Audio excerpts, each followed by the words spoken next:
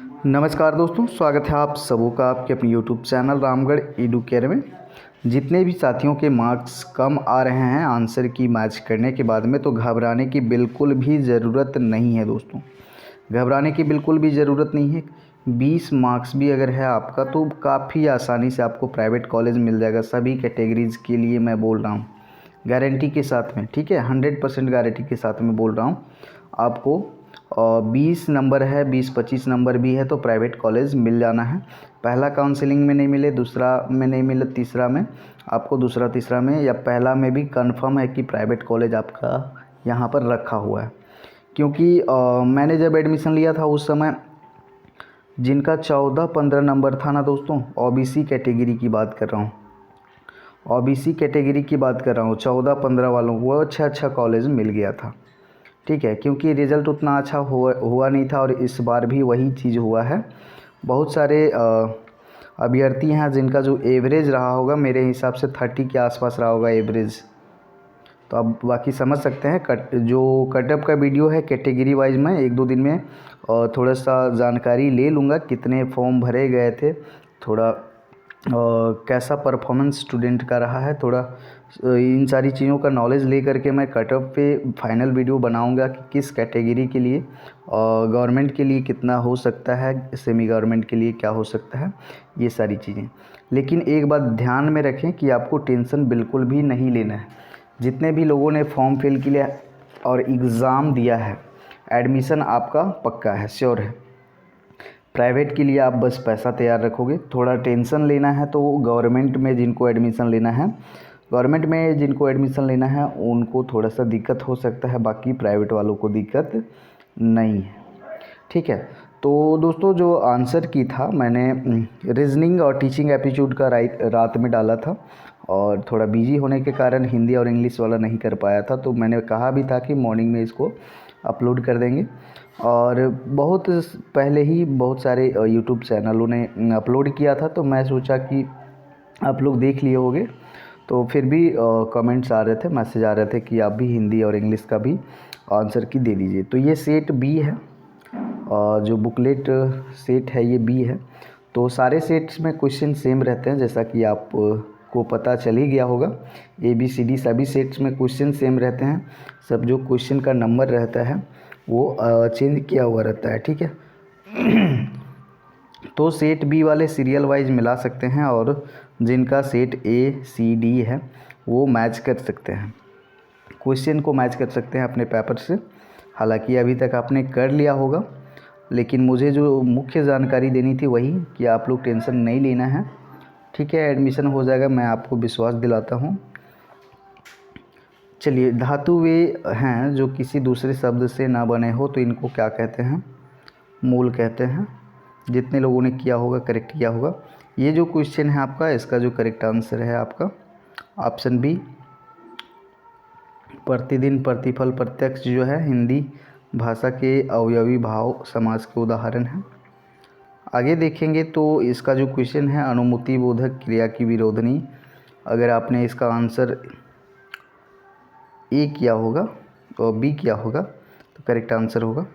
इसमें मुझे कन्फ्यूज़न है, दोनों में कन्फ्यूज़न है और बी हमको ज़्यादा लग रहा है चांस है, ठीक है। तो ये मैं कन्फ्यूज़ हूँ खुद ही, आप लोग देख लीजिएगा इसको। वर्ण, शब्द और वाक्य के विचार से व्याकरण के मुख्य विभाग होते हैं, तो ये होते हैं 3। आगे देख लीजिए, पूरा हिंदी इंग्लिश देख लीजिए, टाइम तो ज़्यादा लगेगा नहीं। ये जो 5वां वाला क्वेश्चन है इसका जो करेक्ट आंसर होगा वो होगा अर्ध तत्सम। 6ठा देखेंगे अनुकरण वाचक शब्द किसे कहते हैं, तो ये हो जाएगा पदार्थ की यथार्थ अथवा कल्पित ध्वनि को ध्यान में रखकर जो शब्द बनाए गए हैं। आगे देखिए, शब्दों के पश्चात जो अक्षर या अक्षर समूह लगाया जाता है, पश्चात देखिए प्रत्यय उपसर्ग मैंने पढ़ाया था आप लोगों को, क्या हो जाएगा? सी हो जाएगा। जिन वाक्यों में काम न करने या न होने का कथन हो उन्हें क्या कहते हैं? निषेधवाचक। सभी लोगों को पता है। क्वेश्चन अच्छे थे, ज़्यादा डिफ़िकल्ट नहीं थे। इसमें भाव हो जाएगा। क्वेश्चन बिल्कुल भी टफ नहीं थे, एवरेज क्वेश्चन थे।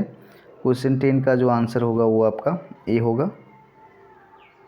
अब आप लोगों ने ज़्यादा समय नहीं दिया या फिर ध्यान से पढ़ा नहीं। देखिए ग्रामर पोर्शन में उतना डिफ़िकल्ट क्वेश्चन नहीं थे, ठीक है। करेक्ट आंसर यहाँ बी होगा। टीचिंग एप्टीट्यूड का थोड़ा सा मैं एक दो टॉपिक बोल सकता हूँ कि एक दो टॉपिक इधर उधर से थे, बाकी उसमें भी क्वेश्चन ठीक ही ठाक थे। रीजनिंग में तो ठीक ही थे, हिंदी इंग्लिश में दोनों में ठीक ही थे, लेकिन फिर भी आपने अगर गलत करा है तो कोई दिक्कत नहीं है। इसका आंसर सी होगा। इसका जो आंसर होगा आपका 13 का, इसका आंसर बी होगा। क्वेश्चन देख लीजिएगा, देखते देखते अपना मिला सकते हैं, दिक्कत नहीं है। 14 जो है इसका जो करेक्ट आंसर होगा।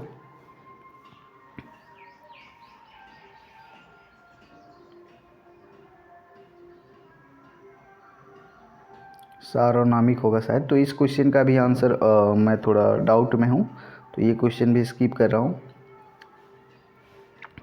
जो क्रिया विशेषण दूसरे शब्दों में प्रत्यय का शब्द है और शब्द से बनते हैं उनको क्या कहते हैं? तो उनको कहते हैं यौगिक। चलिए इंग्लिश वाला देख लीजिए। ये जो पहला क्वेश्चन था आर्या वाला, इसका जो करेक्ट आंसर है आपका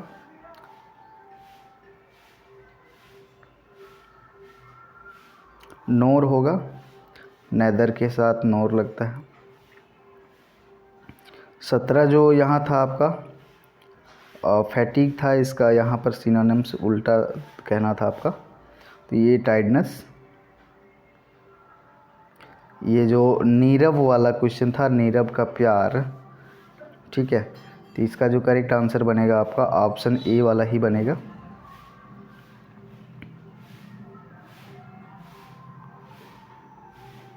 एवरेज का यहाँ पर आपका एंटोनिम बताना था, तो क्वेश्चन 19 का यहाँ आंसर करेक्ट होगा इनलार्ज। ब्लीस का यहाँ बताना था सौरो। ग्लटनी का बताना था आपको, तो ग्रीडीनेस। ये इमेजिन वाला जो सेंटेंस था सिंगिंग नॉन स्टॉप, तो इसका जो करेक्ट आंसर है आपका समवन होगा, option C.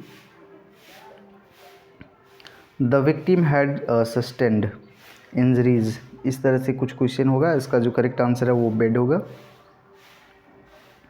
The citizenry distrust in institution and lack of confidence in the government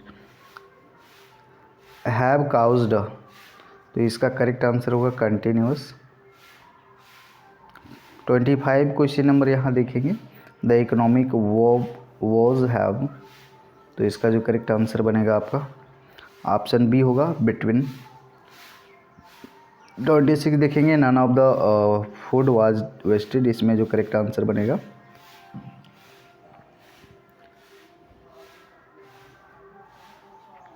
none of the food was wasted,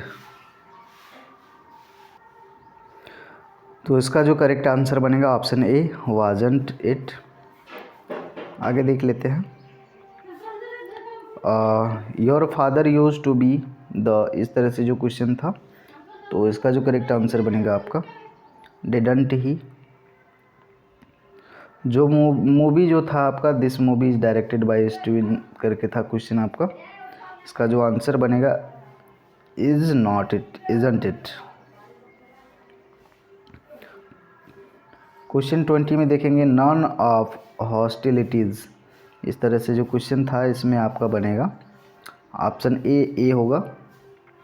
Dev suggested वाला क्वेश्चन में यहाँ भी ए होगा। Dev suggested that we should bound by code of conduct, ठीक। चलिए, तो इसका जो करेक्ट आंसर बनेगा ऑप्शन ए ही होगा, ठीक है। तो इस तरह से आपके आंसर की कंप्लीट हो गए हैं। आपके teaching aptitude, reasoning, Hindi, English सारे आप लोग मैच कर सकते हैं, चाहे आपका जो भी सीट रहा हो। और आपको घबराने की बिल्कुल भी ज़रूरत नहीं है। कैसे एडमिशन लेना है, कैसे आपको आगे बढ़ना है, किस तरह से आपको एडमिशन मिल पाएगा, सारी चीज़ें आपको बहुत ही अच्छे ढंग से बताई जाएंगी। तो बने रहना है। और फ़िलहाल दिवाली अच्छे से सेलिब्रेट कीजिए, छठ पूजा भी है, उसके बाद में हम लोग का सोहराई पर्व है। तो जितने भी पर्व त्यौहार हैं अच्छे से बिताइए और टेंशन फ्री रहिए। बिल्कुल टेंशन नहीं लेना है। मैं बार बार ये बात रिपीट करता हूँ, क्योंकि खुद आप हंसोगे, खुद पर हंसोगे, बाद में हंसी आएगा कि झूठ मूठ का इतना टेंशन ले रहे थे, डिप्रेस हो रहे थे और इतना आसानी से फिर एडमिशन हो गया। इसलिए मैं बता रहा हूँ, तनाव में बिल्कुल भी नहीं रहिए। और जैसा कि मैंने बताया 20 से 25 नंबर भी है तो सेफ़ हैं आप प्राइवेट के लिए, ठीक है। तो उसका डिटेल वीडियो आ जाएगा 1-2 दिन में। तब तक के लिए बने रहिए। आपका धन्यवाद।